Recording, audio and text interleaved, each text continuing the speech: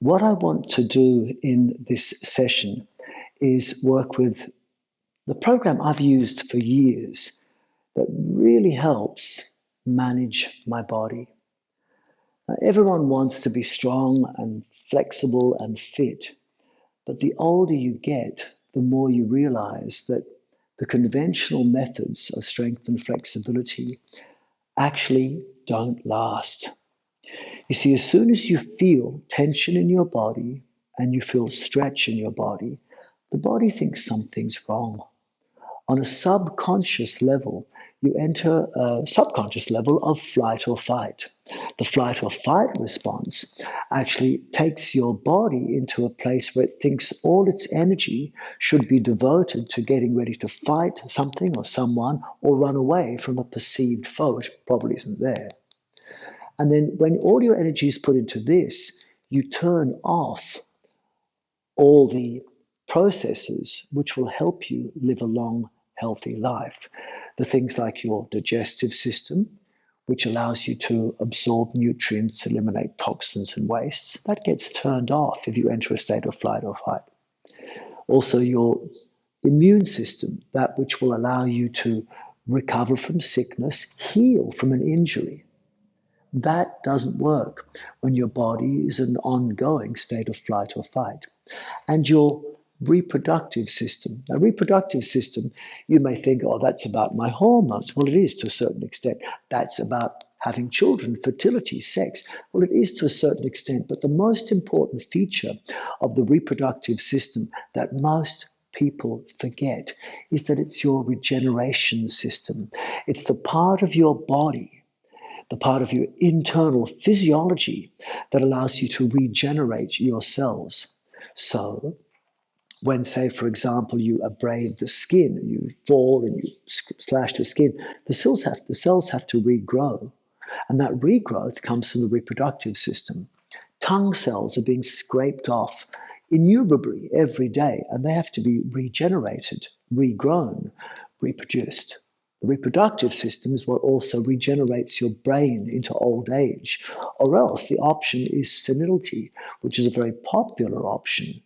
Popular options for old age include brain degeneration, but what we'd all like would be to live long and have every cell of our body being able to regenerate.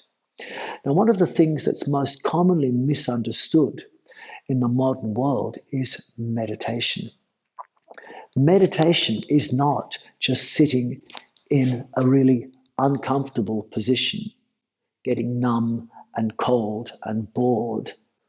And even for the people who enjoy meditation, which relatively is not that many, seated meditation, it's not that effective to really get the meditative state. If you're a person and you know people like this who do enjoy seated meditation, what are they really doing? Is it really meditation? Perhaps in some cases. But a real test, if you're really doing meditation, is you should be able to not get cold. And when I first saw a meditative monk, the video I saw was of someone seated naked in the snow. And they're able, real meditative masters are able to be completely relaxed, yet blood flows incredibly, even in the snow. And this is some feature of meditation which most modern people miss.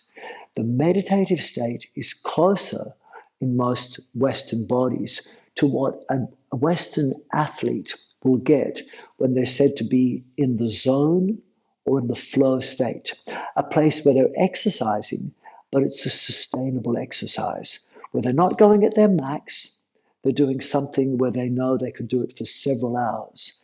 That sustainable, engaging, effortless, calming, invigorating state, which the athlete calls the flow state or in the zone, that is closer to real meditation. But notice it's dynamic, it's moving.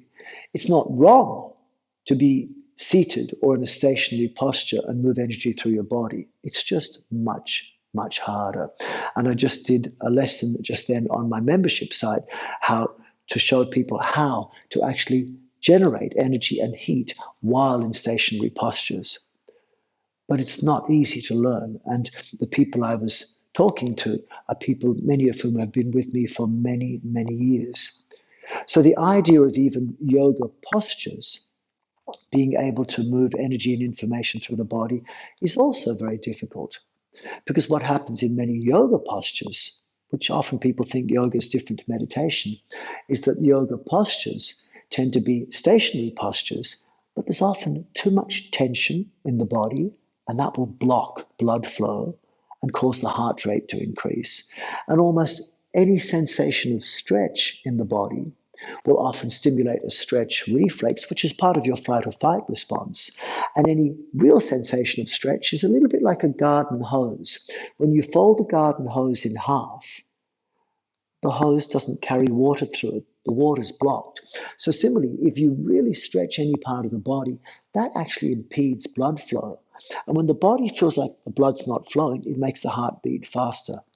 And that sensation of the heart beating faster through either overstretching or over breathing or over tensing muscles, that will always lead to a flight or fight response.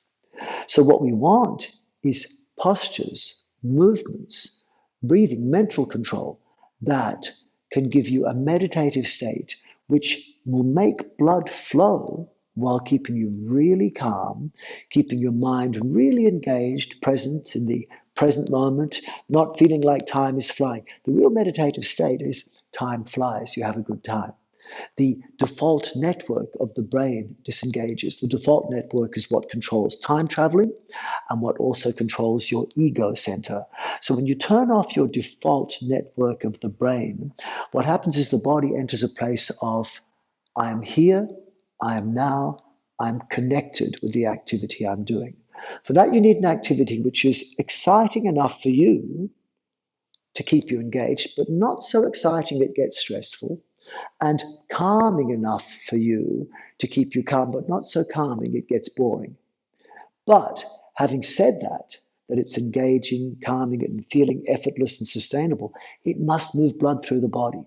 So if you're trying to move blood through the body, which is what's going to then help you to regenerate your cells with the nervous system in its calming place, then you need to also be stopping the things that block blood flow. Tense less, stretch less, breathe less, think less, and eat less, because those 5 things will actually retard the flow of blood through the body.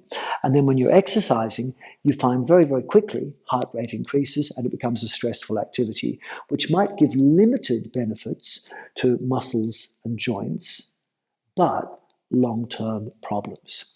So I titled this talk Simple Muscle Strength and Mobility or Flexibility, because it is. But the thing is, what we want is not to feel stretch or tension. So these movements at their simplest form can be done by pretty much anyone. You can compartmentalize them and you can just do them one at a time, or you can make the whole body be like an orchestra. So I'm going to get you to do movements of your fingers, of your wrists, simple movements of your elbows, of your arms, of your shoulder blades, of your hips, of your thighs, even of your neck perhaps. And each movement of each of the different joint complexes is a little bit like playing an instrument. And you know that if you do play an instrument, it can often be a very engaging meditative practice. But concentration and meditation are 2 different things. Concentration is a one-pointed activity, and that's all. Whereas meditation is many-faceted. So an activity can be like playing a guitar, for example. I've got my hand doing one thing on one side and the hand doing something else on the other side. And when a conductor plays an orchestra, the conductor is doing an activity also, an engaging meditative activity perhaps, where they've got 50 instruments at once. So I'm going to ask you to learn to play the many instruments in your body, and perhaps you can even play them all at once. Now, this principle is based on the following ideas. You've probably been told that if you want to strengthen your body, say, for example, you want to strengthen your biceps, Maybe it's a good thing to do chin-ups or biceps curls. You get a heavy weight, bend it and straighten it, bend it and straighten it. That's going to maybe strengthen your biceps. Now, just while I'm talking for the moment, just for those who have joined in, I'm going to explain a little bit. That's what I'm doing now. Then I'm going to teach you a set of movements. And at the end, we're going to do these movements as a little led practice. So I'm not just talking the whole way through, but I'm just explaining a bit of the rationale behind the practice first. So if you're trying to strengthen your biceps, we're told often in the gym that you should pick up the weight. It should be a heavy enough weight that eventually the muscles should fail. So say this is quite a heavy weight, it's actually quite light, but I pick it up, and they say that the quickest improvement in muscles seems to come when you do what's called a repetition maximum. In other words, a weight that's so heavy that if you pick it up, you'll manage to pick it up. It'll be a strain. You'll see it in the strain in the face, as you do in many of the athletes in gyms, weightlifters and things. And they'll put it down, and then the second time you try, you cannot pick it up. The problem with this one repetition maximum is that it's very stressful. You can see it in people's face. And the risk of tearing or damaging a muscle is very high.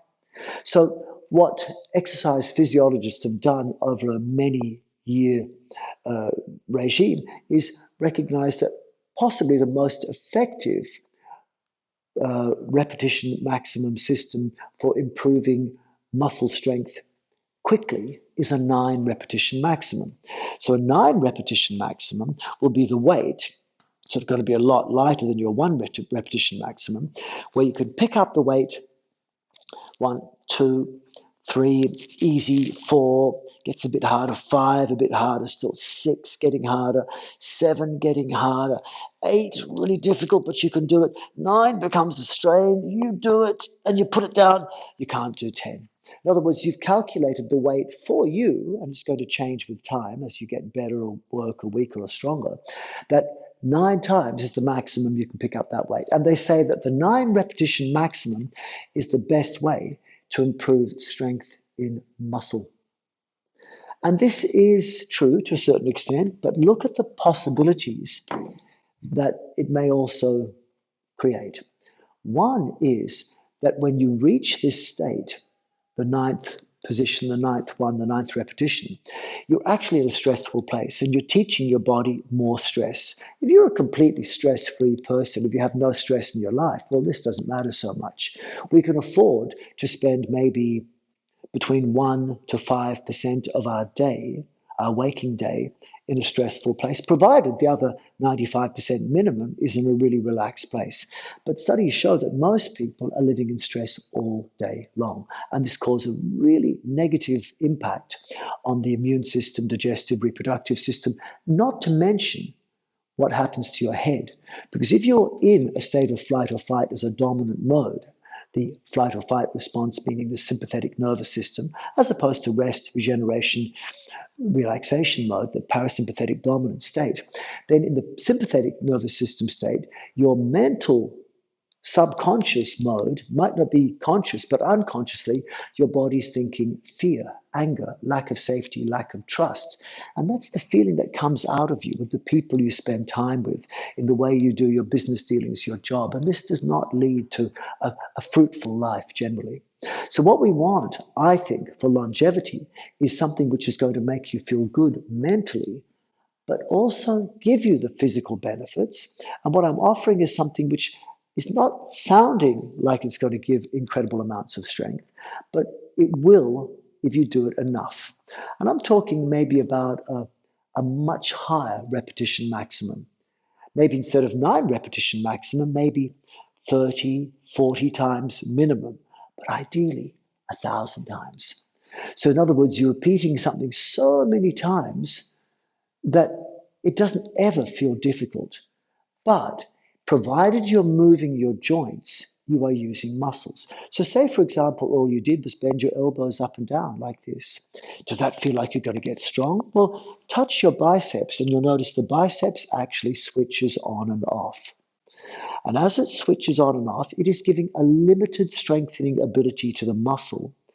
But Significantly, it's also giving strengthening to your tendons, which join the muscles to the bones, and also your ligaments, which join bone to bone. And also, it's giving a force onto your bone as well, which increases bone mineral density. You see, we don't just have to improve the strength of our muscle tissue, you also have to improve the strength of your tendons, ligaments, and bones. But tendons, ligaments, and bones take a lot longer to strengthen. And that's why in places like India and China and many traditional cultures, they do these repetitive, very slow exercises. Think something like Qigong or Tai Chi, maybe, is what people are going to think some of this stuff looks like. But it's very little movements. It doesn't look tense, doesn't look stretching, but they do it for hours at a time. Look, think what we do in the West. How much benefit do people get from just simply going for a walk? How many times do your legs go back and forth over the space of many hours? We know this really promotes blood flow. If you do it slow enough, you'll stay calm. It's one of the best exercises. Similarly, swimming is repetitive, it's sustainable, provided you're ready for it. And that also gives benefits. Yet, how much effort is being done with the legs? Not much. I'm suggesting that what we need is exercises that are going to much slower increase the strength of the body and flexibility. What's flexibility? Flexibility is about mobility. So, what you want to be mobile is not actually a stretch. As soon as you come to the end of the range of your motion, then you're going to have problems. In martial arts, it's well known, for example, that if you fully straighten your elbow or your knee, someone can break it very easily. But if your elbow and knee are bent, then it's much harder to break the knee. A locked joint, a stretched muscle, is at the end of the range of motion, and a simple tiny push further will damage it or cause significant pain. So, really, my suggestion is generally to avoid the sensation of stretch and go for mobility. And that means moving your joints. Now, how do we move them? We can move them in two main ways. We can move them back and forth or up and down. And this is called linear movement. But linear movement is limited. Imagine how limited it would be in a car and how it would feel if you drove forward and forward, stop, backward, brake, stop, accelerate forward, stop. You'd be using a lot of brake and accelerator, and your neck would be jarring back and forth. Similarly, if you're asked to go forward, stop, backward, stop, accelerator, brake, uses lots of energy, very jarring for the body. Linear movements of the body are not effective. They will jar your body and they take energy. They waste energy. If all your practice in your physical form of exercise, whatever you call it, is linear, you'll find at the end of the practice, you can call it a workout, because at the end of the practice, you've got less energy, more need for food, more needs for sleep. But if at the end of your practice, you have a work in, something which I'd call closer to true meditation or yoga or qigong or something which actually gives you energy. So at the end of the practice, you have more energy, less need for food, less need for sleep. That's much better for long-term health. Plus, you've moved your muscles, you've moved your joints. It will slowly increase or at least maintain the strength and stability that you've had when you're young. And because you're doing it in a calming way and you're moving blood from this practice as well, it's going to encourage immune function, digestive function, reproductive function. So if you have an injury, you're getting the right messages, the right information, the right energy, the right building blocks to fix up your injury. And this is what I want to share. So the thing is, linear movement won't be any good. But what you can use instead is circular movement. So circular movement, as opposed to going back and forth on these mats, forward and backward on these mats, I can go in a circle. And if I go in a circle on these mats, this gives a much, much better response. And I'm trying to introduce something tonight, which if you really want to learn, then please consider taking my full course. I have like a simple, what's called a joint synergy program, which I'm happy to give you for free if you go to my website, or you can write to me if you can't find it. I can send you the joint synergy introductory program, which is a PDF file about 10 pages long with explanations and also a couple of links to some videos, one of which is half an hour long. And I'm happy to give you this with some instructions based on what we're doing tonight. And it's a beautiful practice. But if you'd like to learn more, I have 2 courses, one of which has just been released called Joint Synergy, which is a comprehensive, beautifully filmed practice, and another one called 12 Ways to Move Blood Through Your Body, which is I released at the end of last year, which is also very, very good. These practices will give you strength and mobility plus blood flow, calmness, meditation at the same time. And it's based on the idea that linear movements don't work so well in the body, but circular movements move better. The idea that if you reach the end of range of motion, you lose your freedom. What we want is freedom. So let's look, for example, at this process I'll call joint synergy, which will give you strength and flexibility in muscles and joints, plus improve blood flow at the same time as keeping you calm and keep your mind engaged if you choose the right level for you. So let's go through a couple of the different joints of the body and then gradually put it together as one complete practice if you're ready for that. You may not be ready for the whole practice. And then perhaps we'll do the whole thing again without me using words. So I'm going to consider the shoulder blade first.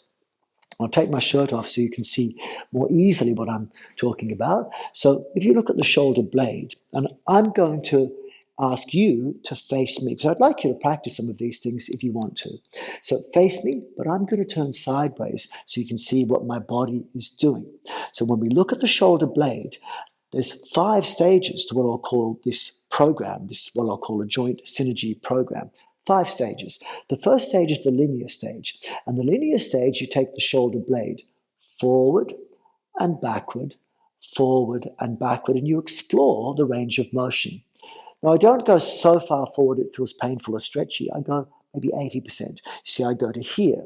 I could go to there, but then it becomes a stretch. And the stretch is one step closer to pain, one step closer to injury. I go backwards, maybe to there. I could go to here, but then it becomes stretch. And every time I feel the stretch, that may cause an injury or it may cause physiological stress or mental stress. I don't want that. You don't want pain. Okay, so it's not full range of motion, and just to explore how far the body can move forward and backward.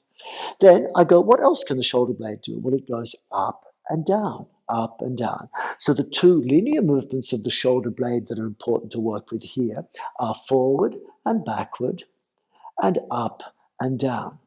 That's the first stage of this joint synergy program. Second stage of the joint synergy program is to understand that linear movements can be converted to circular movement, sometimes figure 8 movements. And there's a possibility of going in either direction, but I'm just going to choose one direction tonight because it will take too long to go through everything. So instead, I'm going to move my shoulder blade from the down position to the backward position, then to the upward position, then to the forward position. So I go down, back, up, forward and down, back and up, forward and down, back and up, and I continue in a circle. And so this is the second stage of this joint synergy program. And while I'm doing this, it's actually a strength building exercise because whenever I go up, I'm activating the muscles above my shoulder. Whenever I'm going down, I'm activating the muscles below my shoulder. And I can feel that with my hand underneath my armpit, with my hand in front. I can feel that when my shoulder goes forward, the muscles in front of the shoulder become active. When I bring my hand behind, I can feel the shoulders behind, the muscle behind the shoulder go active when the arm starts moving back. And the thing is, there's a process. Keep doing it with me if you can, and notice if your temperature starts to change. Very quickly, you start to get warmth in your fingers. And what's happening is blood is flowing very easily because the arms are acting like a pump. They pump the blood and take the place of the heart. Now, enter what we'll call the third stage. And the third stage of the joint synergy program is to relax. Stop for a moment. What does it take to relax? Well, there's 2 types of relaxation. One type that I use commonly is to just focus on the 9 joint complexes and tell yourself to relax them. 9 joint complexes, if I go from bottom to top and take my arms up, I go ankles, knees, hips, waist, chest, neck, shoulders, elbows, fingers. And the fingers include the wrists, neck include the head, toes include the ankle. So these are joint complexes, regions that work together as one complex. So if I want to relax, I can be doing an activity like the shoulder rolling, and I can go, right, third stage of the joint synergy, I want to relax my body. So I go relax toes, relax my knees, relax my hips, relax my waist, including my abdomen, relax my chest, relax my neck and head, relax my shoulders, relax my elbows, and relax my fingers. But it's not just relax, think lengthen and relax. So I'm not just having my hand floppy. Think lengthen and relax, because as you lengthen your fingers, that will pull blood to the fingers. And when blood comes to the fingertips, you know the blood had to travel all the way to get there. And that keeps you warm. So this is the third stage of the joint synergy practice, and you can do it by just relaxing. So I said you can relax in two ways. One way is to just scan the different joint complexes and go relax. Ankles, knees, hips, waist, chest, neck, shoulders, elbows, fingers. And you can do that while you're moving or while you're stationary. Second way of relaxing is to connect with 12 bridges between conscious and unconscious. And I can go through them individually, but I'm going to break them down into 6 parts, 6 places in your body which have access to the unconscious, because these places all have the control, which is a conscious control and also an unconscious control. Things like blinking. Blinking you can do consciously, but sometimes when something comes close to your face, you'll blink automatically. It's both conscious control, unconscious. Things like the diaphragm. The diaphragm is a muscle sitting below the ribs, which when it contracts, pulls down and causes an expansion above the diaphragm, which pulls air into the chest, and an expansion, it causes a pressure increase in the abdomen. So you'll feel when your diaphragm becomes active, it feels like your belly is expanding, your belly breathes, but of course the air goes into the chest. Okay, but that's something you can do consciously, breathe into the abdomen, but it happens at nighttime in the most deepest regenerative part of your sleep. So these 12 places I'm talking about are places like the diaphragm, there's 12 of them in the body, which have dual control. So to access these, stand, bend your knees a little bit, lengthen your fingers, and now 1, check the fingers can move. 2, pull the shoulders apart, check the shoulders are free and they can roll. 3, lengthen the neck, check the neck can easily move, not to stretch, just to move. 4, expand the region between the pelvic floor and the sitting bones by relaxing your pelvic floor, and then check your pelvis can roll. 4, lengthen the back by bending the knees slightly and dropping the hips like a weight on a string, which is your spine, and then inhale into the abdomen, and then exhale passively. See, my belly is like a baby's belly. Now, later in the practice, I'll show you how to go one step further. And so when, instead of inhaling to the abdomen, let the air out by itself, which is what I recommend for most people, you can gradually learn this, which is inhale abdomen, then exhale lower abdomen in and roll the abdomen. So I'm doing a rolling action. So I go lower in, upper in, lower in, upper in, lower out, upper out, like that. And that practice like that is a very important one because it engages your lower abdomen, which you've all heard about. It also triggers the enteric nervous system, your true core, the gut brain. And real meditation connects the thinking brain with the action brain. Forget thinking up here, have more of a gut feeling, they say, don't they? A gut feeling is often a better feeling to have.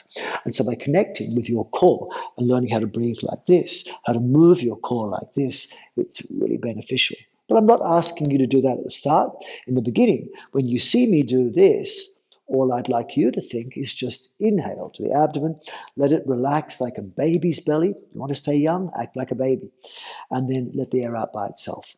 And the next thing I'd like you to do is to relax your face. So periodically, you'll see me move my jaw, my lips, freeing them up, blinking a few times and moving the eyes.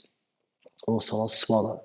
Those things relax the face. So let's do this then while rolling the shoulders. So 5-stage joint synergy program. Stage 1, linear, shoulders back and forth, shoulders up and down. Stage 2, circular, backward and up, forward and down, backward, upward, forward, downward, and in a circle. Then while you're doing this, we relax these 12 bridges in 6 ways. So we go 1, fingers lengthen, but the fingers can move.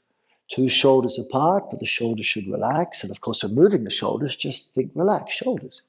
3, neck lengthen, but the neck can move, so you might move it the tiniest way just to check it's free. 4, pelvic floor relax, check the pelvis can roll, so you just roll the pelvis a little bit. And 5, back lengthen, check the abdomen can breathe or roll. 6, relax the face.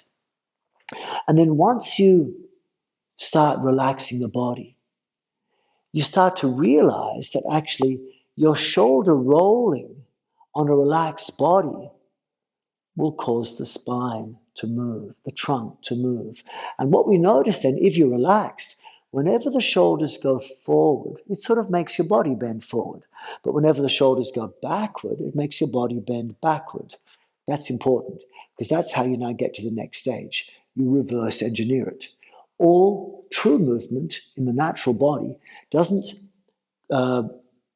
it's not something which the limb causes the spine to move. The core of the body, which is the middle of the central of the trunk, that should move first. So the core is actually between the navel and the pubic bone inside, between the top of the hips and the tailbone, around L5, S1, but inside, between the diaphragm and the pelvic floor inside. This central core is the place where all movement should start from. So what we want is to recognize that the core should move before the shoulder. Now, the core is hard to access from the beginning. So stage 4, we don't talk core, we talk trunk. So we know from stage 3 that shoulders going forward makes your trunk bend forward, and shoulders going back makes your trunk bend backward. So now stage 4 is move the trunk first. Go round out the lower back, upper back, bring the shoulders forward. Expand the belly, chest, bring the shoulders back. Round out lower back, upper back, bring the shoulders forward. Expand belly, chest, bring the shoulders back. Round out lower back, upper back, shoulders forward. Expand belly, chest, shoulders back. And if you can practice this with me, you'll find that actually it's a much more wave-like natural movement, and the shoulders get a lot more mobile. You move a lot more freer, and the whole body relaxes and gets much warmer as well. This is now stage 4, where the trunk moves in a way that pulls the shoulders. Shoulders are still working, but the trunk moves in the direction the shoulders want to move first. Now we have stage 5, and stage 5 is accessing the true core. Not everyone watching this is going to understand or get stage 5, but what we want is the idea that the core is not just your spine, not just your trunk. When the lower back goes backwards, the core is inside. So what we want is as the lower back goes backward, the lower abdomen goes in. So then you see actually what I want is before my shoulders go forward, the lower back rounds out. Before the lower back rounds out, the lower abdomen goes in. So watch. I go lower abdomen in, lower back round out, upper back round out, shoulders go forward. Pubic bone goes forward, expand belly, chest, shoulders go back. Then round out. Lower abdomen in, round out, lower back, upper back, shoulders forward. Expand the pelvic floor, belly, chest, shoulders go back. Lower abdomen in, lower back goes out, upper back goes out, shoulders go forward. Expand the pelvic floor, expand belly, chest, shoulders go back, lower abdomen in, round out the lower back, upper back, shoulders forward, etc. And then you see me. My lower abdomen is the first thing to move. And when the lower abdomen goes in, it pushes directly against the L5, S1, which is the place where most people get back pain. And this can relieve a lot of the back pain that people get. Don't move your tailbone back. Move the core back, which is the junction between the sacrum and the bottom of the spine. That's stage 5. So you've got the idea, you've got 5 stages you can move like this. And you can do this in any part of the body. When you stop moving linearly and you start moving circularly, you start to get benefits. Let me go back into the arms for a second, because we were talking about the arms in the beginning, and I was using that as an example for strengthening. Because you see, when people talk about strength, one of the most common things people think about is, I need to get stronger with my biceps. It's all about arm strength for some reason for many people, but obviously not. But Bicep strength can be done like doing this, or maybe doing a chin-up on a bar, but it's bending the elbow. But whenever you do bicep curls, you need also strengthening the triceps. So for tricep curls, you need something like maybe either a weight, which could be a weight like this, for example, that sort of weight, and that's using this muscle. Or you could do weight bearing, for example, and either on the knees or off the knees, you could bend the elbow. So I'm going to keep my knees to the ground so I can feel. So my elbow works when I do this. My triceps is active when I bend the elbow. My biceps is relaxed. Really, for a balanced elbow joint function, for every time you do a biceps curl or a bent elbow strengthening exercise, you want a triceps activity. So you want the triceps to also work. So one way of doing it might be to do, say, 20 push-ups followed by 20 chin-ups or something like that, or using weights that would give a similar effect. But maybe it's better, instead of doing only 20, to do 100 easier ones. So let me show you. So what I could do would be maybe, here's the simple chin up. What am I picking up? Nothing but my arm. But my bicep works. My tricep still turns off. And then if I go further up, there's my triceps activity. So then I do that. So can you see, here is my chin up or my bicep curl. There's my push up. Chin up, push up. I'm not doing difficult work. How many times can I do this? Thousands. How many times can you do this? You know, the average person will probably find, if they do it gently, they can do this for 5, 10 minutes, 20 minutes perhaps. It's actually much more beneficial than you've ever imagined. But to make it really beneficial, you want to do the system of joint synergy. So before we understand how to do that, let's look at what you can do with your elbows. And I hope this can give you an idea about how this can really help you get blood flow calmness while exercising your arm. Okay, so what we can do is look at the elbow. The elbow joint complex has actually got the possibility of doing bend and straighten. So do that. Face me. I'm just going sideways so you can see it. So bend and then straighten. There's the linear exercise, and you feel it's linear. It's going forward and backward. It stops. It starts. And now bend. And the other movement of the elbow is palm down, palm up, palm down, and palm up. Now that's called pronation and then supination. Palm down, palm up. These are linear movements, and they're great to just get the elbow functioning. I've broken my elbow before, and just doing that can help relieve the joint. It can help mobilize it. It can help strengthen it. Gradually, you need little exercises. If you want to pick up heavy weights, of course, you could do it with massive weights and hold the elbow and go palm down, palm up. There's a strengthening exercise. But how many times could you do it? If you can only do it 10 or 20 times and it gets stressful, you enter a place of stress.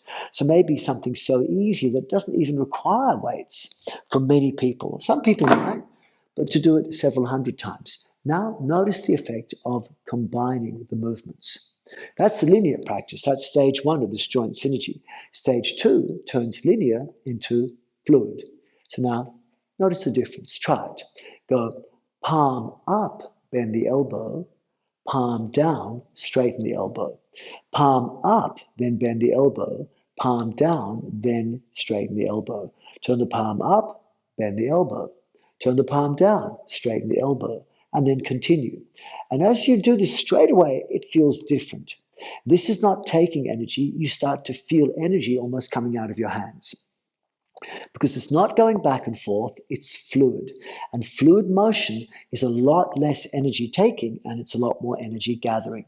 It's a very simple set of movements, which you could eventually learn doing chin-ups, doing different types of chin-ups like this. You can even do it while doing push-ups to a certain extent. But this movement alone is actually very, very powerful. You can feel the energy. So as we're doing it, going back and forth, up and down, let's go. First stage was linear. Second stage is the fluid one I'm doing now. Third stage is relax. So as I'm doing this, do it with me if you can. Go relax ankles, relax your knees, relax the hips, relax your waist, relax chest, relax the neck, relax your shoulders, Relax your elbows, relax your fingers. Do it now with the 12 bridges, the 6 places. Check your fingers are lengthened, but they can move. Check your shoulders can roll. Check your neck can move. Check your pelvis is relaxed and your pelvic floor is relaxed and your pelvis can move. Check your back is lengthened and your abdomen can breathe or roll. Check your face is relaxed. Then you start to notice that once you've relaxed in stage 3, you're ready for stage 4 because you're realizing that as you do this in a relaxed way, whenever your arm goes up, it sort of makes you bend backward. When your arm goes down, it sort of makes you bend forward. So now in stage 4, we reverse engineer the movement, and instead of the hand causing the core to move, let's make the hand be a result of the core movement. In stage 4, it's the trunk that moves the core. So you go, hand moves down, makes your trunk bend forward. Hand moves up, makes your trunk bend back. So stage 4. Make the trunk bend forward, then pull down the hands. Make the trunk bend backward, then lift up the hands. Round out lower back, upper back, hands down. Expand pelvic floor, belly, chest, hands up. Round out lower back, upper back, hands down. Expand belly, lift the collarbone, hands up, etc. And so now stage 4 is the trunk moves first, the hands follow. And this is a very different feeling. This is how natural movement is meant to take place. This is what the studies done by physiotherapists in the 1980s actually led people to come to. And that's where the expression, draw the navel to the spine, came in and engage the lower abdomen. Because in stage 5, actually, it's not just the trunk that has to move, it's the core. And so when stage 5 takes place, if you can do it, before the lower back bends forward, then the arms go forward. Actually, the lower abdomen should go in. So stage 5, lower abdomen in, lower back out, upper back out. Belly expand, chest expand. Lower abdomen in, push in the back, bring the arms down. Then expand the pelvic floor, expand belly, chest, arms up. Lower abdomen in, round out lower back, upper back. Expand the belly, expand the chest. Lower abdomen in, round out lower back, upper back. And as you're doing this then, this stage 5 starts to really manipulate the internal organs, and you really start to feel very warm, but very relaxed, like you're in a warm bath being massaged by someone who loves you. This is the elbows. I'm going to go through the other joints a little bit quicker now that you understand the basic principle. So let's look at the arms. The arms can move forward and backward. That's the linear phase. Linear phase has 3 parts. Out and in, also part of the linear phase. And the shoulders can also, the arms rather, can turn in and turn out. So to make these movements fluid, I use a figure 8. I can turn the shoulder out, go forward and wider, turn the shoulders in, bring the hands closer, and then bring the hands back and out. Turn the shoulders out, come closer, and then go forward and out.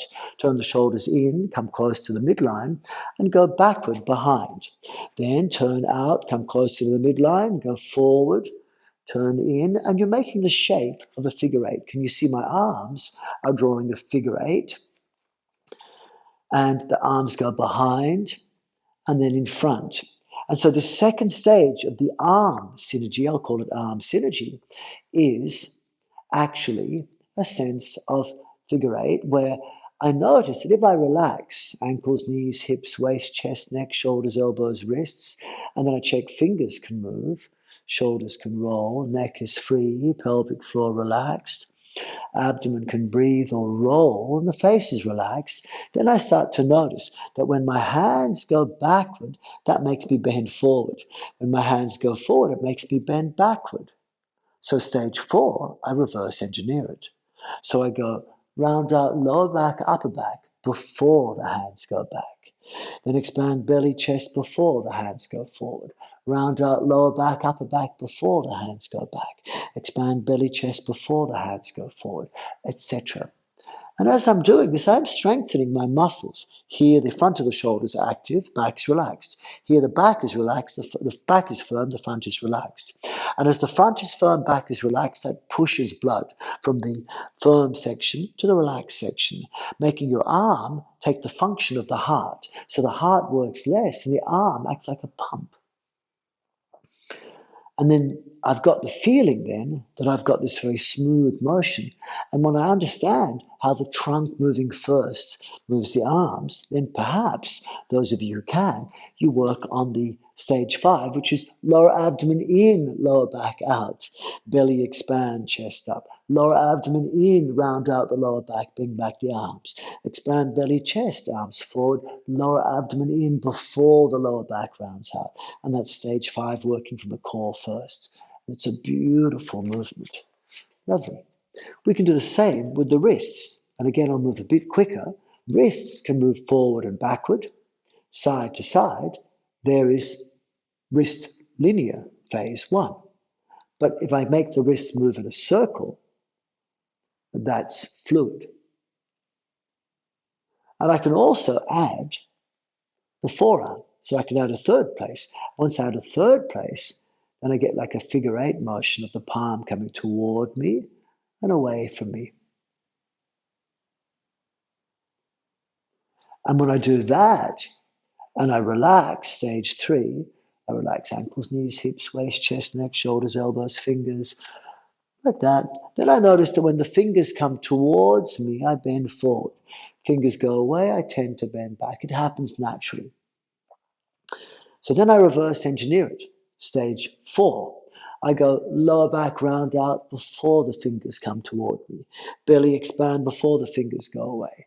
Lower back, round out before the fingers come towards me. Belly extend. Then stage 5, those who can. Lower abdomen in.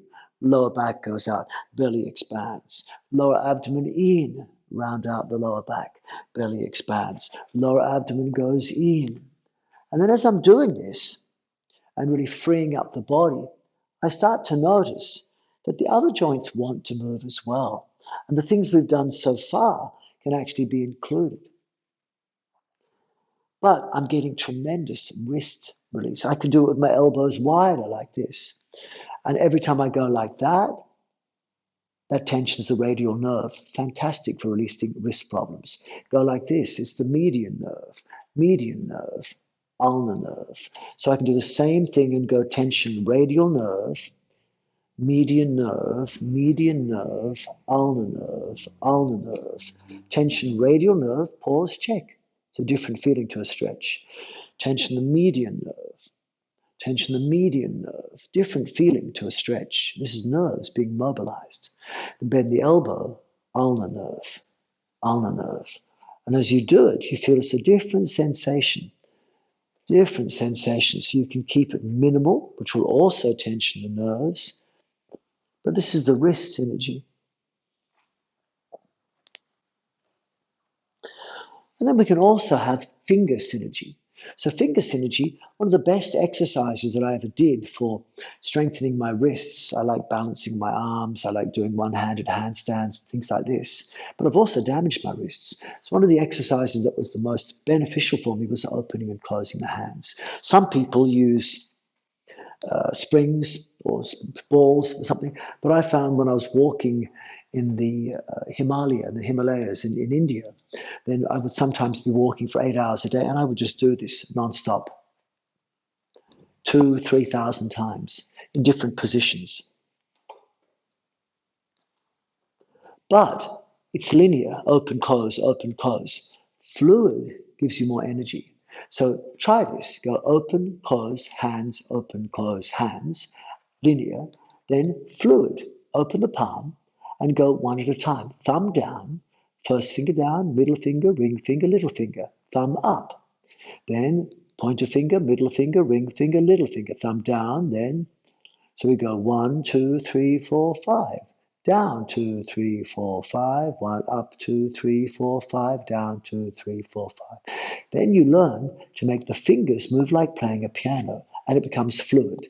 And if you relax ankles, knees, hips, waist, chest, neck, shoulders, elbows, wrists, then your body starts to move. And you start to feel the wrists actually want to follow the fingers. The wrist makes the elbow want to bend and straighten a little bit. The elbow makes the arm want to move forward and backward in its figure eight. The arm makes the shoulder want to roll. And you'll notice your pelvis is rolling as well. So then what we want to do is notice that when your fingers curl in, it makes you want to bend forward. When your fingers open, it makes you want to bend backward. And so you start to notice this. So that's stage 3. So stage 4 then, once you've relaxed, you go bend forward with your spine before curling the fingers down. Expand the belly before curling fingers up. Bend forward with the spine, curl the fingers down. Expand the belly, curl fingers up. And then stage 5, go lower abdomen in, fingers curl in. Lower abdomen out, fingers curl up. Lower abdomen in, and you continue like that. And this is a very nice feeling.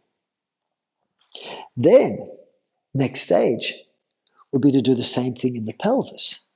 So the pelvis can also have the possibility of going linearly down and up, not just pelvis. Obviously, I'm moving the pelvis, but it makes my knees move as well. And it'll make my ankles move as well. So this just consider pelvis for the lower limb. But you can also go down a little bit halfway and move the pubic bone forward and then move the lower back backward. Move from the core.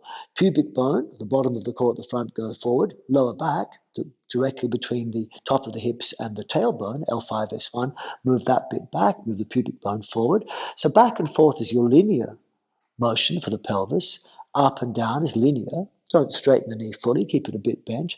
Then we move in fluid form. So obviously 2 directions, we're just going to use one tonight. So you go backward, upward, forward, downward. Backward on the heels, upward in the middle, forward on the toes, downward in the middle. Backward on heels, forward in the middle, downward on the toes, backward in the middle. And then as you do this, if your shoulder stays where it is as you do it, you start to notice that the more you relax, enter stage 3, you start to notice, whenever my hips go back, it makes my trunk bend forward. Whenever hips go forward, it makes my trunk bend backward. So now stage 4, reverse engineer it. Go round out the lower back, take the hips back, expand the belly, take the hips forward. Round out lower back, take the hips back, expand the belly, take the hips forward. Stage 5, move from the real core, the lower abdomen.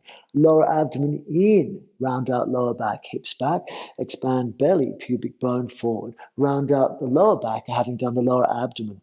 So we go lower abdomen, lower back, upper back, belly, chest, hips forward. And then like that. Now, here's when you start doing this, you start to maybe notice it's easier to pull in the lower abdomen, because here's a secret, that whenever your weight comes to the front of the feet, it tends to want to make the lower abdomen come in. And that gives you tremendous benefits then. So we make the lower abdomen go in by pressing on the front of the feet, and actually your toes are going to do the same as the fingers eventually.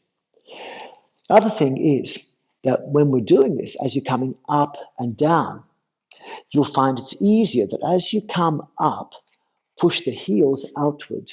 It's as if your heels are doing that. Heels are pushing outward. So as I come up, heels push out. And when I go down, heels push in. It's like on the way up, I'm trying to turn my thighs in.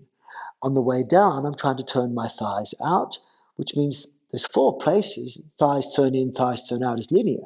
So what you have to do is something to join them. So actually, when the hips are going from low to back, thighs turn in. Then come in the middle, the hips are neutral. And as you're going down and forward, heels squeeze in. Come back to the middle, neutral. Come back up, heels push out, thighs turn in the middle, neutral. As you're going down, heels squeeze in, as in thighs turn out.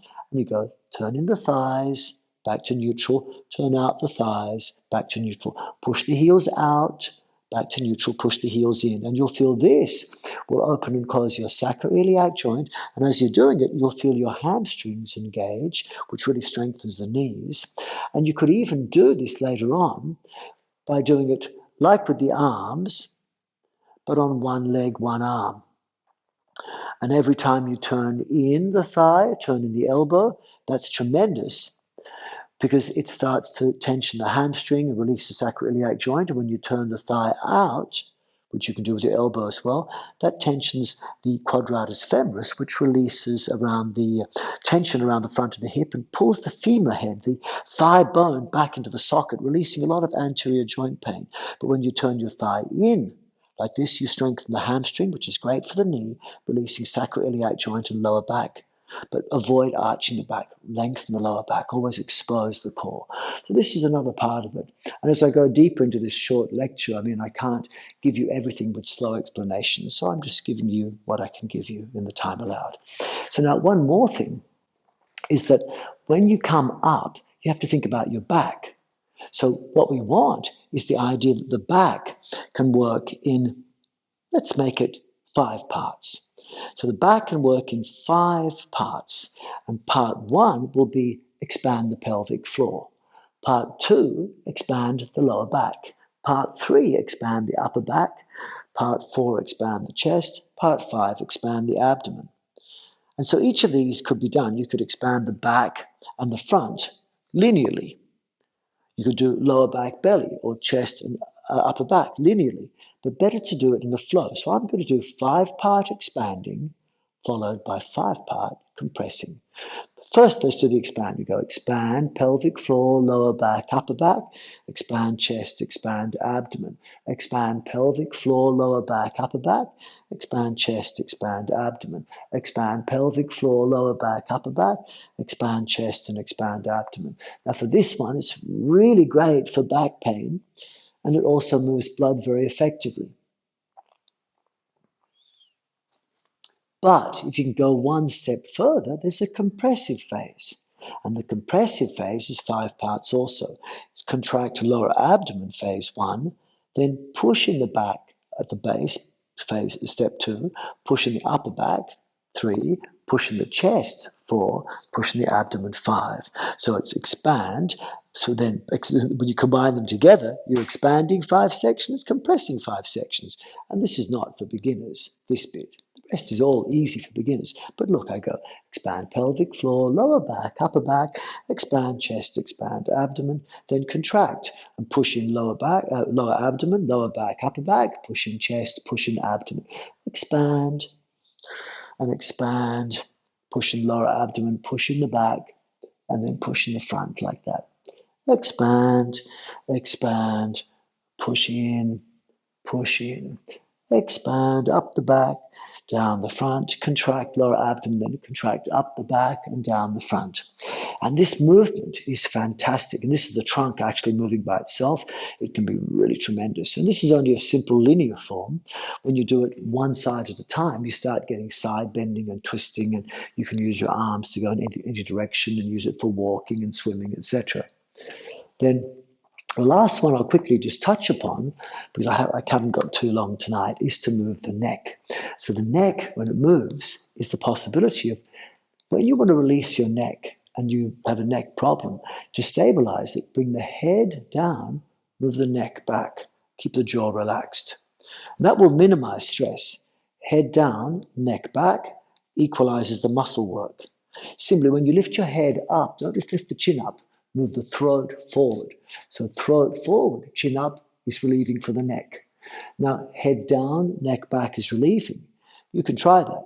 If you've got a neck problem, be careful. So I'll show you what's not so nice. It's the imbalance. Go head down, neck back, jaw relaxed, good for most people. But head down, neck forward, that makes you feel like a turtle. It doesn't feel nice. So always head down, neck back. Now, when you bring your head up, go throat forward, chin up. And that feels good. But if you keep your chin up, careful those with neck pain, then move the throat backward, you'll feel it doesn't feel so nice for most people. So when your head goes up, keep the throat moving more forward. And these are the linear movements. Head down, neck back, which is very good if you're doing things like a sit-up.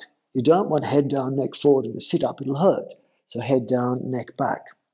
And then throat forward, chin up is very good for positions like this. Don't just lift the head up.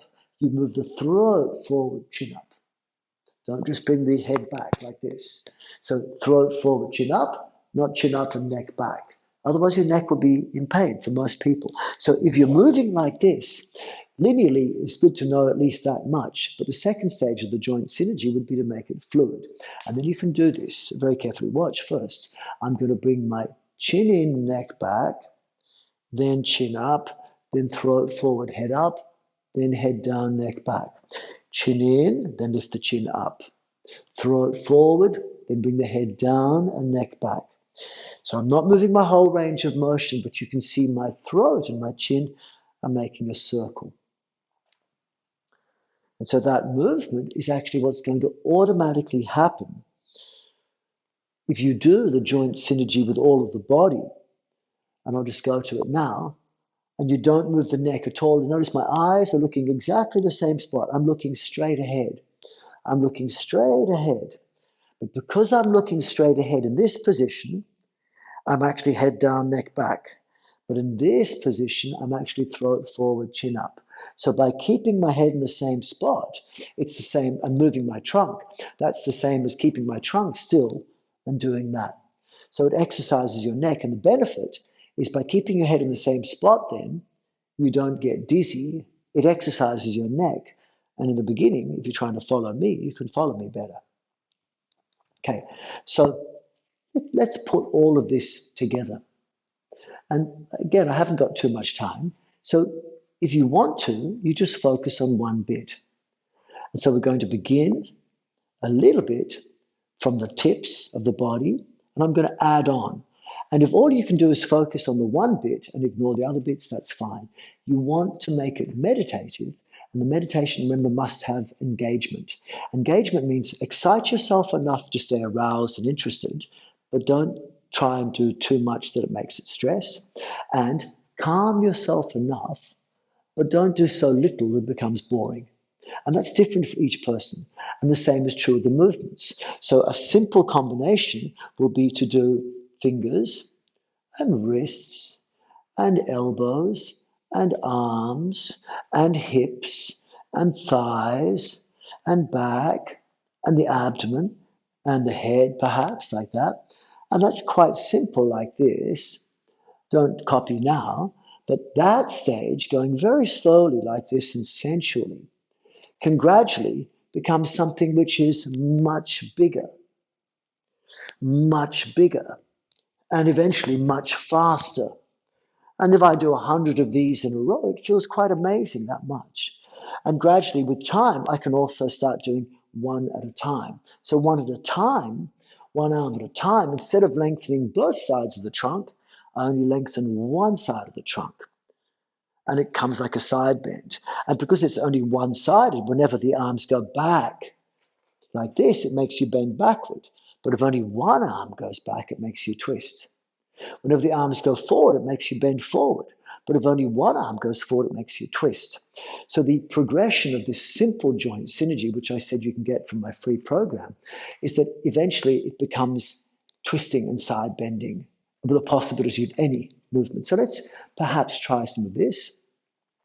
And I'm not going to talk anymore. I'm just going to ask you to follow my clicks and movements. So as we're practicing now, I'll just point to each part. Add it if you can.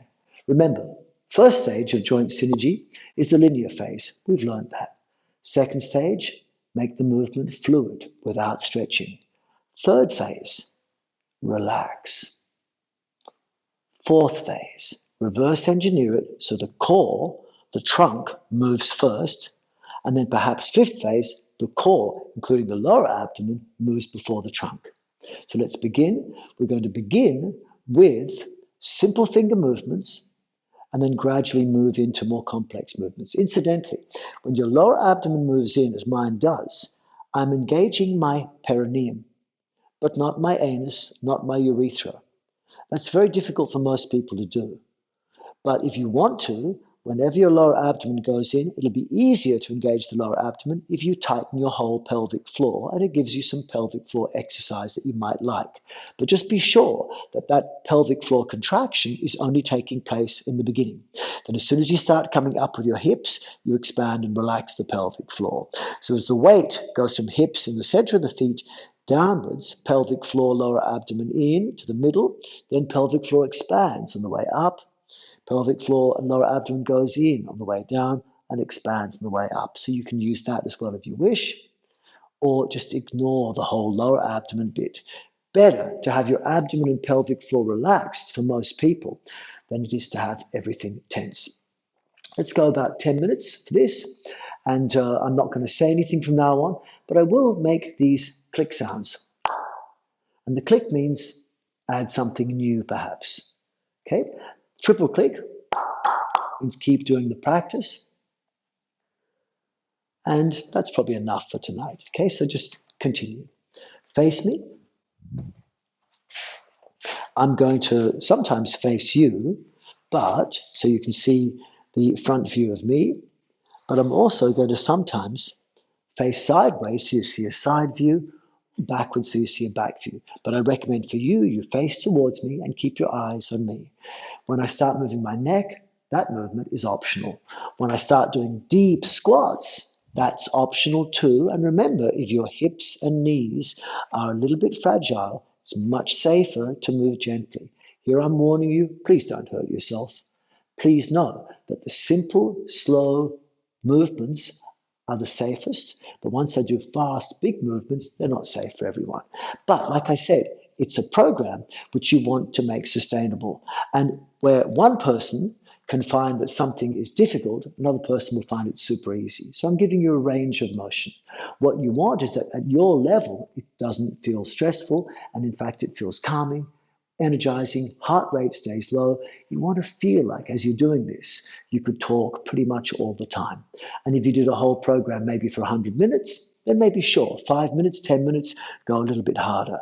But for me, 90 to 95 to 99% of the time I'm practicing this, I'm able to talk all the way through. And it's like when we go for a long walk, and we know the benefits of a long walk. But when we walk, most of the time we can talk. Okay, begin. Face me, start with your knees a little bit bent, and open the arms. And then from there, we begin by relaxing. Check the fingers can move. Check the shoulders can roll. Check the neck is free. Pelvic floor relaxed and pelvis can move. Back lengthened, the abdomen can breathe or roll. And the face relaxed. And then we begin. First with finger synergy, then wrist synergy, then elbow synergy, then arm synergy, then shoulder blade synergy, then hip synergy, then thigh synergy, then back synergy, then the core synergy if you can do it with the lower abdomen, then maybe the neck synergy. And then you just do as much as you can after that. And we'll finish at the end like this or like this and relax. When we finish like this, if you want, you can lie down and relax or sit and relax. You can do the whole practice if you wish, sitting on a chair, although your hips won't be able to move. Lengthen and relax throughout the practice.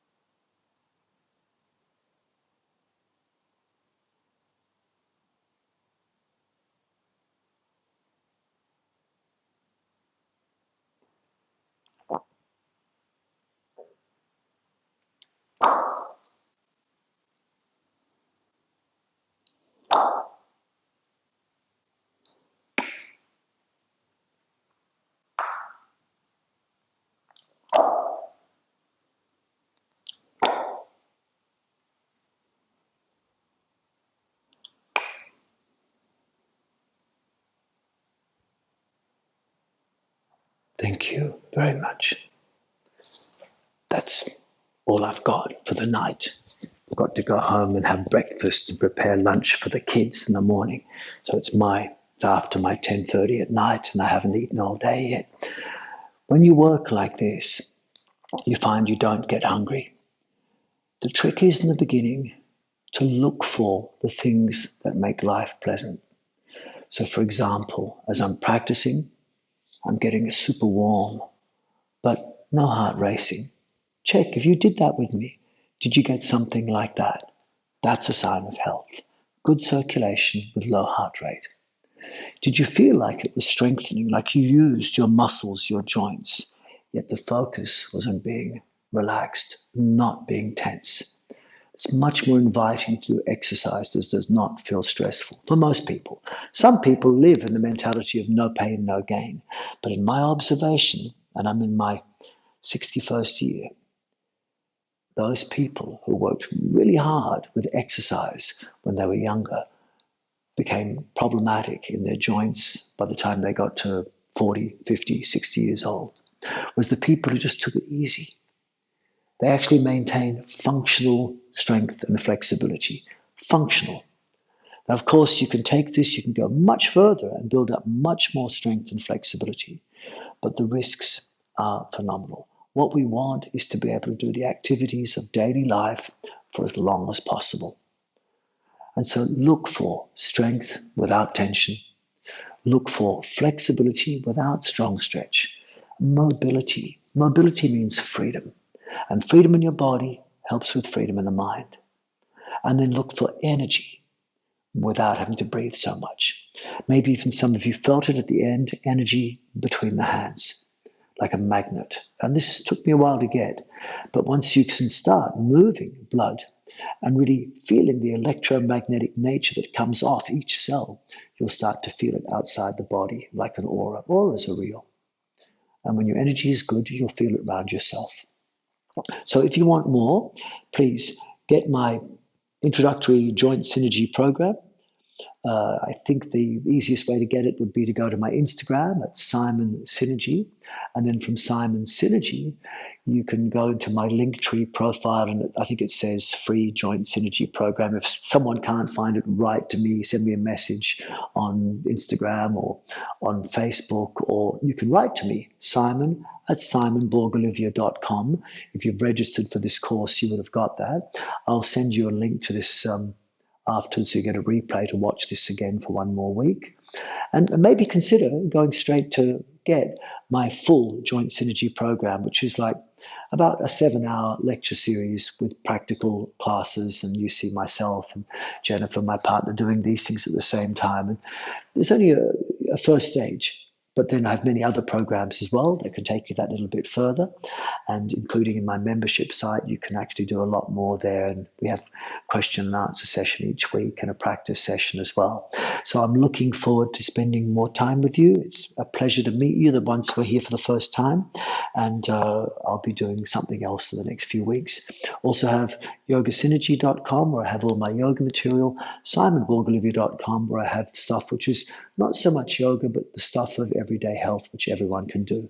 So thank you very much for being here, and I'll look forward to seeing you another time. I might just quickly check the comments. So if anyone's left any comment, maybe I can have a quick look. And there's been some nice comments, and I'll go from the quick look at the beginning. Talia commented about the commentary of putting the gas mask on. Yeah, that was a good one. Thank you, Talia. Christina, thank you. Estrella, perfect. Thank you, Mirella, at the beginning. The class is on now. Yes. Pooja, hi. Sharita from South Africa, thank you. You're on. Yes, Estrella. Mirta, hello from Croatia. Good. MK from India, hello. Jasmine Jewel from UK, hello. Satish, yes. Online. Patel, thank you. Hello from France, from Bastien. Oh, lovely. Mirella from NJ, thank you. Hemanta from Odisha, India, thank you for being here. And Salute from RW. Vikrant Vijay from China, hello. And hello from India, from Air Commodore. Oh, thank you very much for being here. Tita, belly leads, the rest is coming. Bless you, Tito. It's such a pleasure working with you.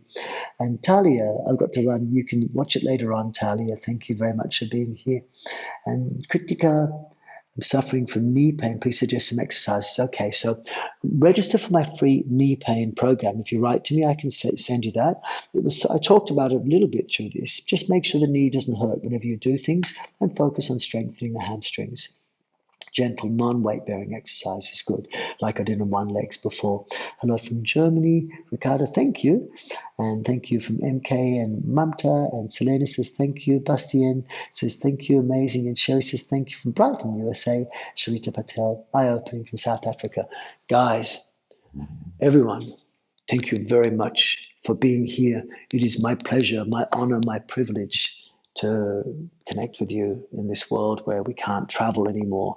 I miss traveling. I miss seeing all my friends overseas. So love you heaps. Remember, best results come when you share good energy and loving information inside yourself. The good energy is healthy blood flow with low heart rate.